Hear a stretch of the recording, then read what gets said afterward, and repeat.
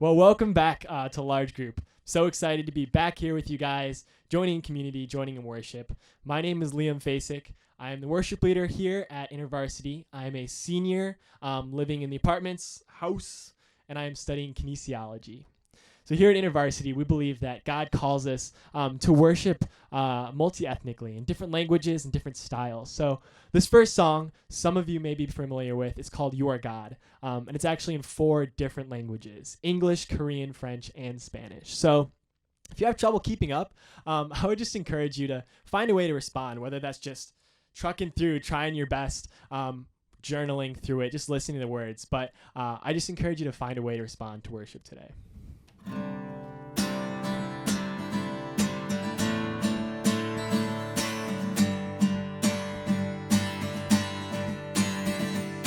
Whoa, whoa.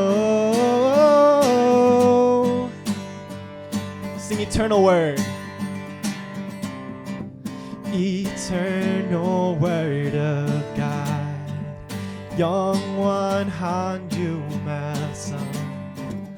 Through you all things were made. 모든 것 창조해.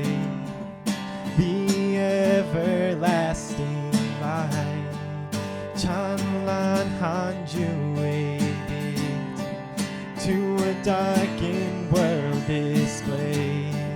세상 비추니 the word became flesh and lived among us, and we have seen the glory of the Holy One. You are awesome, you are good, you are faithful. Tu es puissant, tu es bon, tu es fidèle. Eres grande, eres fiel, eres bueno. You are awesome, you are good, you are God. Whoa, whoa, whoa,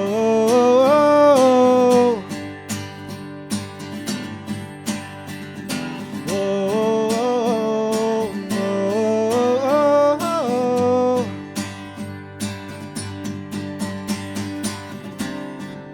Eternal word of God, 영원한 주 말씀.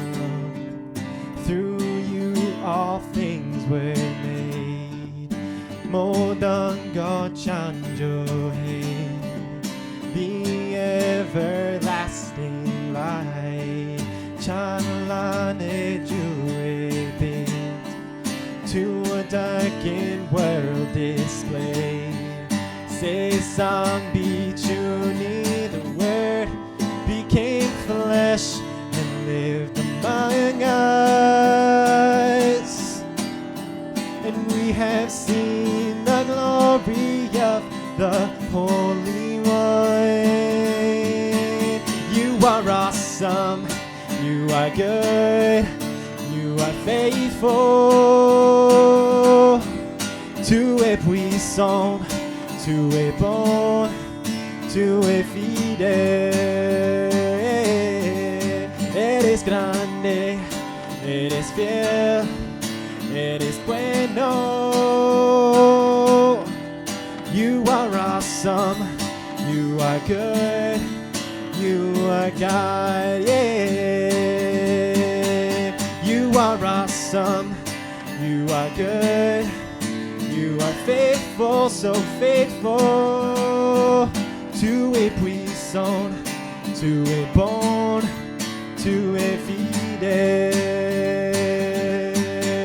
Eres grande, eres fiel, eres bueno. You are awesome, you are good, you are God.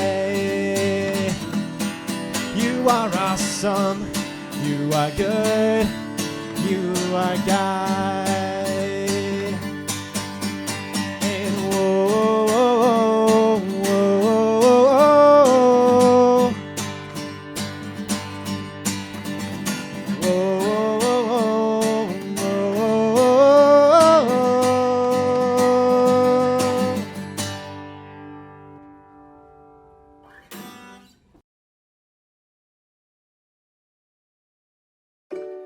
All right, kids, let's have a story time. Yay! Today we're going to go over Genesis 1. Let's go. In the beginning, God created the heavens and the earth. Yep, that's God. Now the earth was formless and empty. Darkness was over the surface of the deep, and the Spirit of God was hovering over the waters. And God said, "Let there be light." And there's light. God saw that the light was good, and he separated the light from the darkness. God called the other light day, and the darkness he called night. And there was evening, and there was morning, the first day. And God said, "Let there be a vault between the waters to separate water from water." So God made the vault and separated the water under the vault from the water above it. Whoosh. And it was so. God called the vault sky, and there was evening, and there was morning, the second day. And God said, "Let the water under the sky be gathered to one place, and let dry ground appear." And it was so. God called the dry ground land, and the gathered waters he called seas. And God saw that it was good. Then God said, "Let the land produce vegetation, seed-bearing plants and trees on the ground that bear fruit with seed in it, according to their various kinds." And it was so. The land produced vegetation, plants bearing seed according to their kinds, and trees bearing fruit with seed in it according to their kinds. And God saw that it was good. And there was evening, and there was morning, the third day. And God said, "Let there be lights in the vaults of the sky to separate the day from the night, and let them serve as signs to mark sacred times and days and years. And let them be lights in the vaults of the sky to give light on the earth." And it was so. God made two great lights, the greater light to govern the day, and the lesser light to govern the night. He also made the stars. God set them in a vault of the sky to give light on the earth, to govern the day and the night, and to separate light from darkness. And God saw that it was good. And there was evening, and there was morning, the fourth day. And God said, "Let the water teem with living creatures, and let birds fly above the earth across the vault of the sky." So God created the great earth of the sea, and every living thing with which the water teems, and that moves about in it, according to their kinds, and every winged bird according to its kind. Caw-caw. And God said it was good. God blessed them and said, "Be fruitful, and increase in number, and fill the water in the seas, and let the birds increase on the earth." And there was evening, and there was morning, the fifth day. And God said, "Let the land produce living creatures according to their kinds, the livestock, Moo. the creatures that move along the ground, and the wild animals, Rawr. each according to its kind." And it was so. God made the wild animals according to their kinds, and livestock according to their kinds, and all their creatures that move along the ground according to their kinds. And God saw that it was good. Then God said, Then God said, "Let us make mankind in our image, in our likeness, so that they may rule over the fish in the sea and the birds in the sky, over the livestock and all the wild animals, and over all the creatures that move along the ground." So God created mankind in his own image. In the image of God he created them. Male and female he created them. God blessed them and said to them, "Be fruitful and increase in number. Fill the earth and subdue it. Rule over the fish in the sea and the birds in the sky, and over every living creature that moves on the ground." Then God said, "I give you every seed-bearing plant on the face of the whole earth, and every tree that has fruit with seed in it. They will be yours for food. And to all the beasts of the earth, and all the birds in the sky, and all the creatures that move along the ground, everything that has the breath of life in it, I give every green plant for food." And it was so. God saw all that he had made, and it was very good. And there was evening, and there was morning, the sixth day. All right, Illinois IV, it is good to be with you this evening as we get into our new series where we're going to be going through some old familiar Bible passages, maybe things you saw in Sunday school as a child if you grew up in the church, or maybe stories you've heard. We're going to take a little bit of a deeper look at them, see what's going on that we may not have seen on the first pass, and see if there's lessons that God may have for us today, even as we read these same stories. And so to start that, we're going to begin in Genesis 1 tonight. Now, Genesis 1 is very famous. You've, of course, heard the phrase "in the beginning," which derives as the very first few words of the Bible. And it's the story of God creating everything, the universe, the earth, people, plants, animals, all those sorts of things. And it's a great story but it's easy to misunderstand, right? And we're going to get into kind of maybe ways that we've talked about it before and maybe what the original audience would have heard. And that's really going to be the key that we need to understand is when the original audience hears this story, what do they think it's about? What do they think the important information is? What are they hearing and catching that we as modern listeners may not? But before we do that, I want to dive into what's actually going on in the story. So that's where we're going to begin. And part of the thing to understand in Genesis 1, I'm not going to read it for us all, but we need to understand the sort of rhythm that's going on in the passage. If you were to go through and read this yourself, you'd see there's a lot of, it's almost metronomic in what it does. God creates this and he says it's good, and God creates this and he says that it was good. And you see these repeated patterns. We see the 7 days of creation. There's 6 days where God does something, and on the seventh day he rests, and that's a pattern break. But before that, we see that every day has some things in common. For example, we see at the end of each day, it says, and there was evening and there was morning on the first day. There was evening, there was morning on the second day, and so on. And so it's creating almost a chart for us. They didn't have a chart back then, but it's creating a chart for us that shows, okay, this was the first day, this was the second day. Again, this sort of metronome, this rhythm going on in it. We see that each day ends with a proclamation that it was good, right? God creates the heavens and the earth. And there's evening and morning on the first day, and God says that it's good. God creates the land, and it's good. God creates the plants and the animals, and they're good. So we see part of that is there's a proclamation that these things really are good, but also, again, a rhythm, a symmetry in all these different days. Everything God creates is good. But aside from all the symmetry, there's also, of course, differences in each of the different days. And particularly, there's differences in the fact of what God creates in each different day. And we see there's a pattern within that. So the first day he creates the light, then he separates the sky from the sea, then he separates the land from the sea and creates vegetation. Then he creates the sun, moon, and stars. Then he creates the birds and the fish, and then he creates the animals. Those are the 6 days. He creates something different each day. But we see there's actually a repeated pattern here of 1, 2, and 3 mirror days 4, 5, and 6. So we see on day 1, God forms something, and then 3 days later, it's what we would say God fills it, right? So the first day he forms the heavens and the earth. And then on the 4th day, he fills the heavens and the earth. He creates the sun, the moon, the stars. On the 2nd day, he separates the sky from the sea. So he creates it, he forms it. And then on the 5th day, 3 days later, he fills it with the birds and the fish, right? These animals that are there. The 3rd day, he separates the land from the sea and produces vegetation. And then he fills the land on the 6th day with animals and eventually with mankind.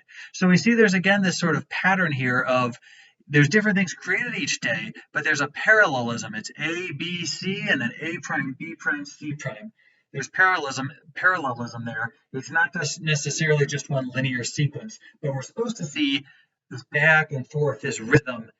Each day has its similarities, but also 1 is similar to 4, 2 is similar to 5, 3 is similar to 6. 1 is God forming the world, 1 is God filling it. Or 1 is God forming some part of the universe, and 1 is God is filling it. And that's where we get to something that's really different. The creation of mankind at the end of the 6th day sort of breaks this pattern. It's not like any of the other creations that we've seen so far. So what is unique about the creation of man in the story on day 6? Well, there's a couple things that really stand out. The first is that it's very deliberate about articulating that mankind is made in God's image. Now, this is unique because obviously being made in God's image seems important by itself, but also we see the author has taken pains almost to describe everything else of being made in its own kind. So the fish reproduced in kind, the animals reproduce in kind, the fruit and the vegetables reproduce in kind. It's basically saying these things all sort of derive from their parents and they're the same, right? As the generations reproduce, it's in kind with what was before it. But we don't see man is created and reproduces in kind. Rather, we see man is made in the kind of God. Man is made in the image of God. And this is remarkable. This is something that is unexpected, that we would bear some resemblance to God. The family traits, the way that a cow gives birth to a cow, and you can see that resemblance between the two. The beginning of Genesis is saying mankind is like that, bearing the image of God. This is really unique. The second thing that we see for humankind is that we're actually given instructions. The rest of the world is just said about, okay, the animals are there and the fish are there and they reproduce and whatever. but we actually see instructions given to mankind. This is what theologians call the cultural mandate. This mandate of God to go fill the earth, reproduce and fill the earth and subdue it. What is going on here? Basically, God is saying this whole creation is yours. Go fill the earth, have children, go fill the earth and take care of it. We're actually given a job. It's not just, oh, go live in it, but go take care of it, master it. And even the sense of mastering, it doesn't necessarily have it has a power connotation, but not an abusive one, but it's tend to it, take care of it. We're the gardeners. Right? And we see this in Genesis 2. We're placed in the garden. God sees humans as the gardeners of creation. Go and fill the earth and take care of it. Take care of it. He's given us an important job and an instruction to do it. So first, humankind's made in God's image. Second, we're given a job, the cultural mandate. And the third is we break on this pattern of saying that everything is good, and we say that the humankind is very good. And this is a big difference, right? Because we said it, first day it's good, second day it's good. But on the sixth day, when he finishes creating mankind, he says it is very good. We are the pinnacle of creation. This was what it was all building towards. And so humanity gets this special spot at the end of Genesis 1. So what do we get wrong about this story? Or how is the maybe Sunday school version, the version that a 3-year-old would look at, how is it insufficient? Part of the thing that is really important to understand in Genesis 1 is the concept of genre. So all of the original audience, when they read this, they would have known what type of a story it is. But we don't immediately read it and understand what type of story it is because there's a cultural gap. Around genre, you know that if you watch a comedy, you're going to experience something different than if you watch a horror movie or a drama, right? And so you go in and you interpret those things differently. There may be something that's done in a comedy that you say, if it was in a horror movie, you say, oh, that's scary, but oh, it's funny that it's happening because of the way it's set up and the playful music going on, right? So you understand the concept of genre. We have to apply the right genre to this text to understand it well. A lot of times we come in and think this is some sort of historical reporting, right? Well, this is what happened. And the way we might read a news story today, X and Y and Z happened, and it went like this. But that's not the way it was written. It's not meant to be a historical account. Rather, it's meant to tell us something more transcendent than that, more important than just the what happened. This is of a genre that we might call an ancient epic, or sometimes we call it a myth with a capital M, a myth proper. So not necessarily implying that it's false, but that's the genre is a myth. And the idea here is that it's bigger than just what happened. It's not saying that, but instead it's answering the question, how did the world get like this? The purpose is to express transcendent truth in memorable form. Traditional stories like this don't communicate facts, they communicate ultimate meaning. So to understand this properly, it's not that it's not factual, but we need to look through it with the lens of saying, this is trying to communicate some deeper meaning than just here's what's happened. And that's what we need to understand why this story is so compelling for us. Now, I said that the original audience, they would have all understood this genre right away. And we may be wondering, how is that? Well, because the Genesis account is not the only one of these creation epics that exists in the ancient Near East, right? The Jews weren't the only ones who had a story of how did everything get like this. All their contemporaries had similar stories, right? The Babylonians have this story, and the Egyptians have this story, and everyone has different stories. And so you're traveling, you're sitting around a campfire with some people you've never met, and the guy from Babylon is saying, no, it happened this way. Marduk and Tiamat did this. And then you hear the Egyptian saying, no, it's not like that. This is how it happened. Ra did this. And then the Israelite says, no, that's not how it happened. Yahweh did this, right? That's the way that this story is written so that they would have their own way to explain this is what really happened and this is some transcendent truth about the universe. It's a way that their contemporaries could understand in a memorable form, this is what's really true. So to understand this, Genesis 1, we should compare it to a contemporary account and see what that can tell us. So we're going to briefly talk about something called the Enuma Elish. This is a fairly famous story. It's one of the oldest stories we have in any written form. We actually have clay tablets that archaeologists have found. And this is the Babylonian creation account. And basically the summary of what happens in this account is it's all full of chaos, right? There are these gods and they exist and a war breaks out between the gods and it's all chaotic and chaos and loud noises. That loud noises comes up a lot, which I guess was a symbol of chaos for them or something. And you see these different gods are fighting like Apsu and Tiamat and Marduk, and they're fighting, and I'll spare you all the details. But eventually what happens is Tiamat is this chaos monster who's killed by Marduk. And Marduk creates all of everything we see as the real world out of Tiamat's dead body, right? He creates the land out of her corpse, creates the oceans and the rivers out of her blood. And it's all in the wake of this battle. It's a really kind of gory, gross setting. And then the gods go, okay, well, now that this war is over, we don't want to eat for ourselves anymore, cook for ourselves anymore. We don't want to have to do hard work of fighting back all the chaos that's going on. We see how much chaos there is in the world. We don't want to have to do that. So let's make some other creatures to do it for us. And that's where mankind comes from. The gods make mankind to prepare food for them and to fight back the chaos, so the gods can basically be lazy. A quote translated, of course, is from the story is, "Then Ea created mankind, on whom he imposed the service of the gods and set the gods free." Basically, the Babylonian interpretation of why does humankind exist? The gods created us so that they could be set free from having to do work, and the humans could be their servants instead. That's what they understood the creation of the world to be. There was all this chaos with these different deities fighting, and ultimately one deity won and decided, I don't want to work very hard anymore. So he created servants to work for him so that he could go do whatever he wants. That's how the Babylonians understood creation and understood, how did things get to be this way? Why are there people? Why is the world like this? It's because we're fighting back the chaos and feeding the gods so that they don't have to. And so with that story in mind, let's look back at Genesis 1 and let's understand, how is Genesis 1 different than the Babylonian account? And what does that tell us about what God wanted people to understand about him thousands of years ago when this was written? The first thing, the Enuma Elish begins with this chaos, right? The water is swirling in chaos. The sort of primordial ocean is swirling in chaos before the War of the Gods breaks out. And we see that everything starts with chaos. But what do we see in Genesis 1? It's peaceful. It's tranquil. The Spirit of God is hovering over calm waters. And we're supposed to see this contrast here. The Genesis 1 account, no, it didn't start in chaos. God was supreme. There was no chaos. It was just tranquil. It was peaceful. There wasn't a war going on, just calm.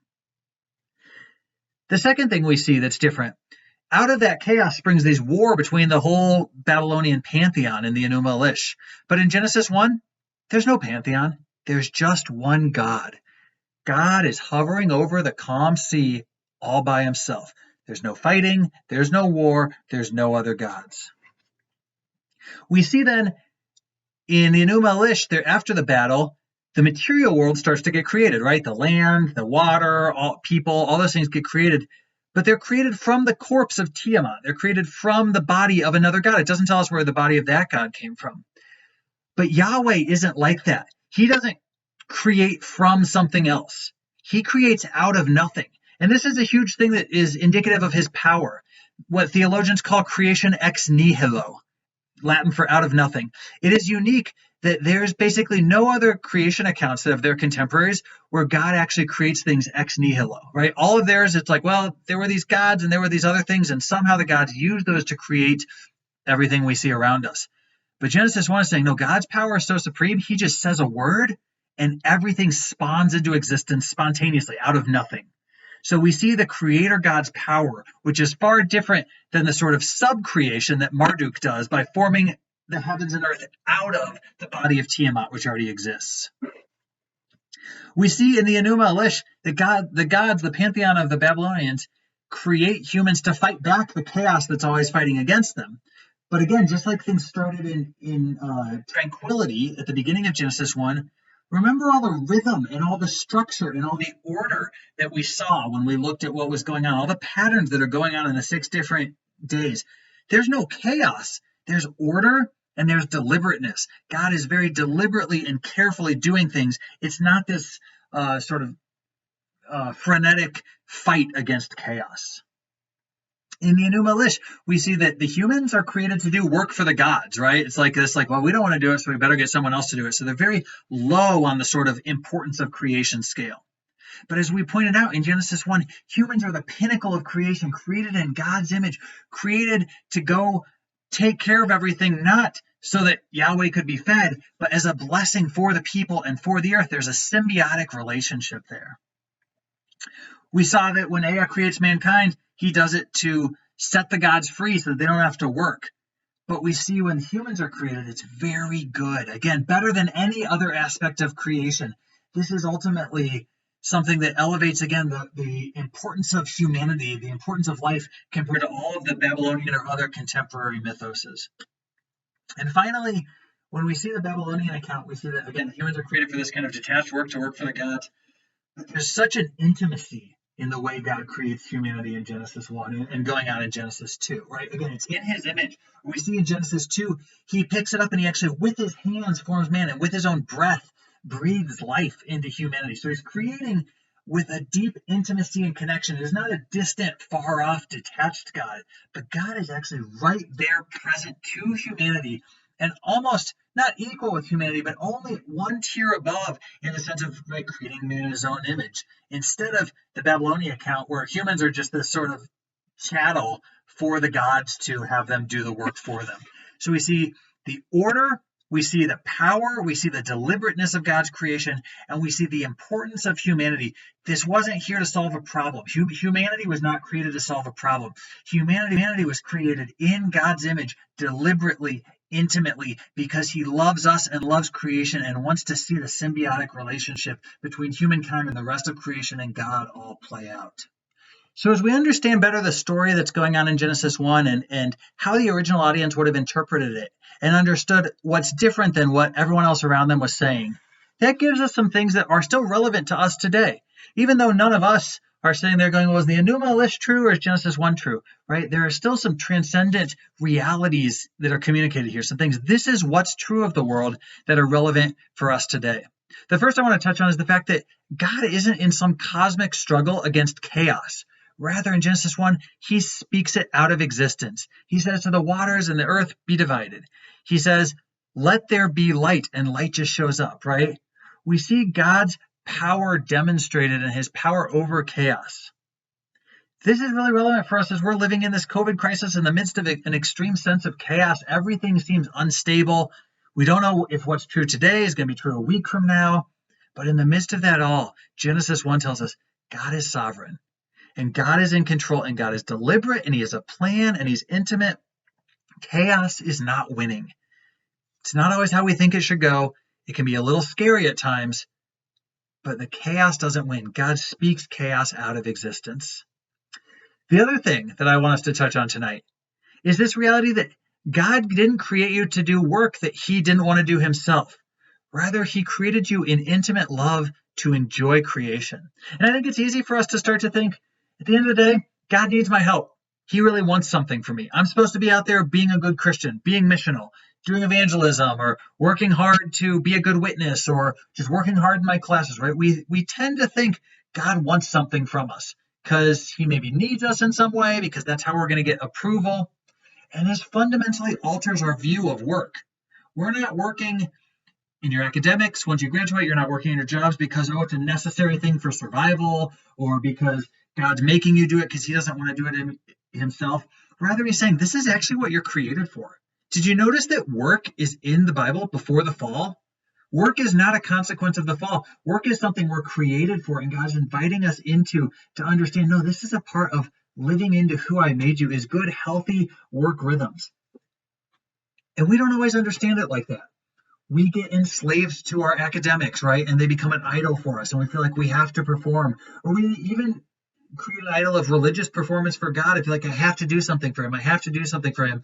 Instead of understanding that all of the work and rest balance that God is inviting us to is ultimately what we are created for and is for our good. And so as you go into breakout rooms, I want you to discuss a couple of questions of how this may have changed how you think about chaos, about God, about yourself, and the role of work in your life. Any of those things could be resonating with you, and there's more we could have gotten into if there was time, but a couple questions, and we'll put these up, make sure that you can see them as you go to your groups. The first is just, how is what we talked about today expand or change or elaborate on what you've heard about Genesis 1 before?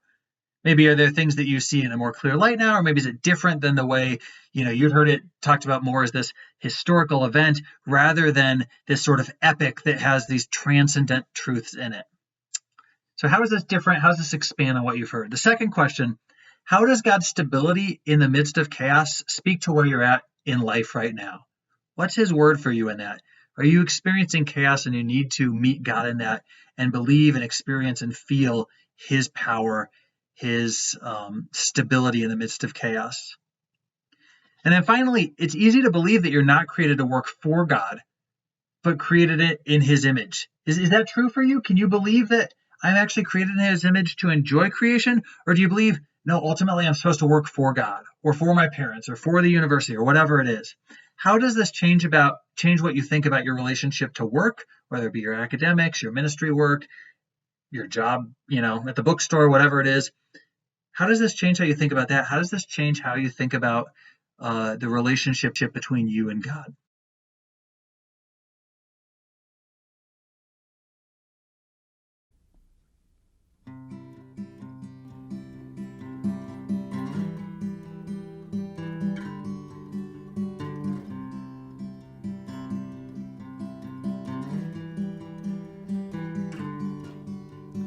God of creation, there at the start, before the beginning of time.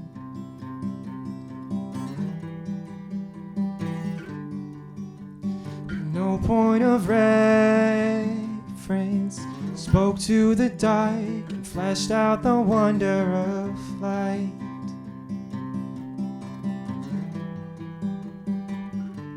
And as you speak, 100 billion galaxies are born. In the vapor of your breath, the planets form. If the stars were meant to worship, so will I.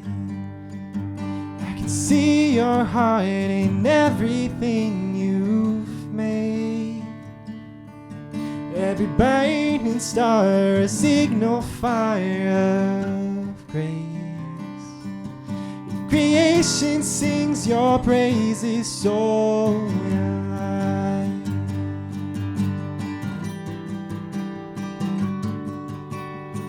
God of your promise, don't speak in vain, no syllable or empty voice.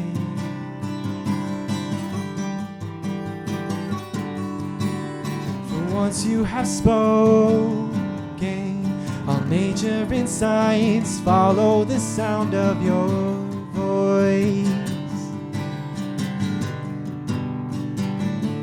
And as you speak, 100 billion creatures catch your breath, evolving in pursuit of what you say. If all reveals your nature, so will I. I can see your heart in everything you say. Every painted sky, a canvas of your grace. Creation still obeys you, so will I.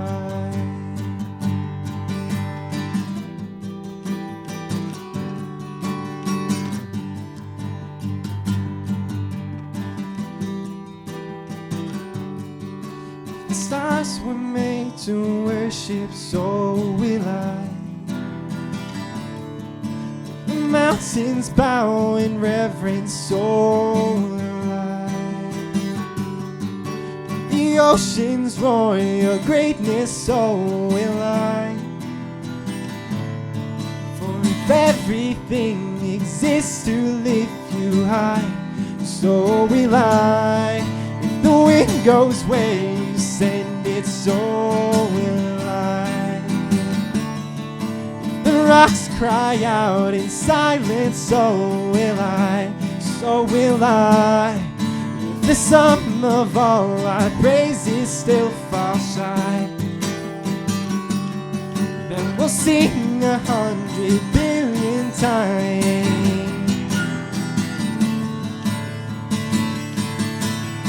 God of salvation, you chase out my heart through all my failures and pride.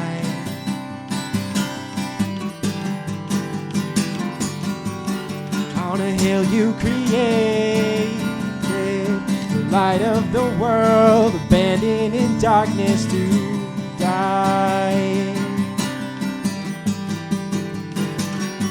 And as you speak, 100 billion failures disappear. Where you lost your life so I could find it. You left the grave behind you so alive. I can see your heart in everything you've done. Every part designed in the work of art called love. You gladly chose surrender so alive. I can see your heart 8 billion different ways. Every precious one, a child you died to save. You gave your life to love them, so will I. Like you would again 100 billion times. But what measure could amount to your desire? You're the one who never leaves the one behind.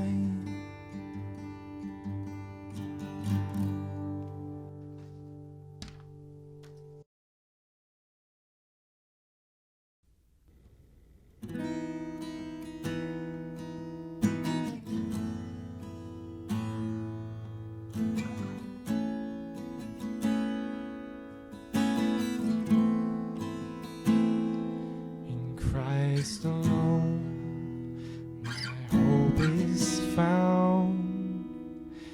He is my life, my strength, my song, this cornerstone, the solid ground, firm through the fiercest drought and storm. What heights of love, what depths of are still when striving cease. My comforter, my all in all. Here in the life of Christ I stand.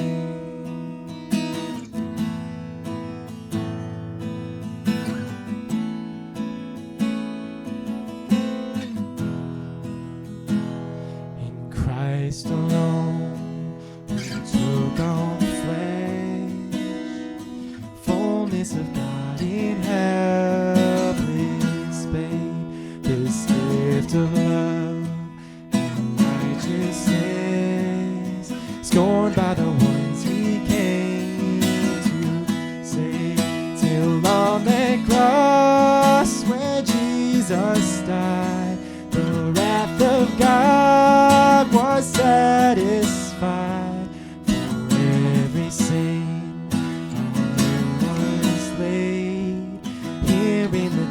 Of Christ I live.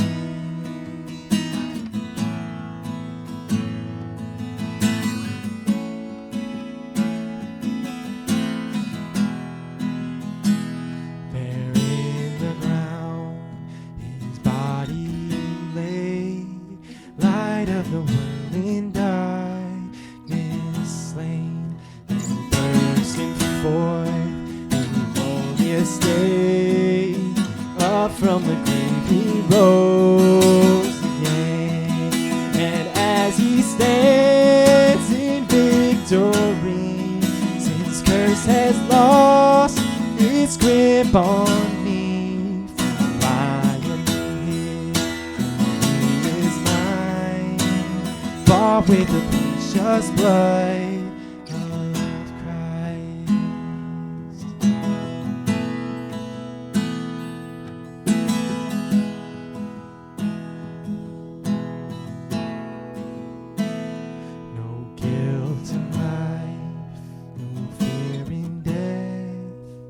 This is the power of Christ. Christ in me.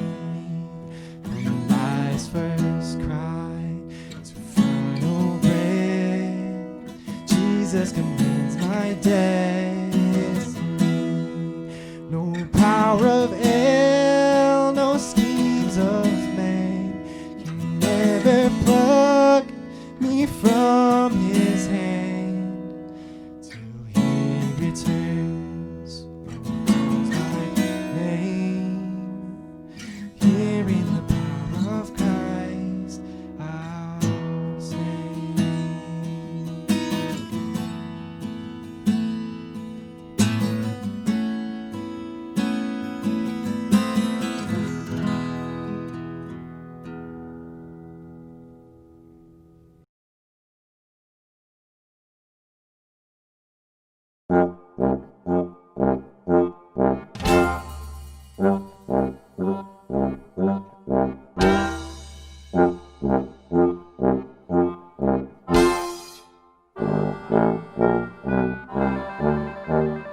If you like to talk to tomatoes, if a squash can make you smile, if you like to waltz with potatoes, up and down the produce aisle. Excuse me. Have we got a show for you? VeggieTales, VeggieTales, VeggieTales, VeggieTales, VeggieTales, VeggieTales, VeggieTales, VeggieTales. Broccoli, celery, gotta be VeggieTales. There's never been a show like VeggieTales.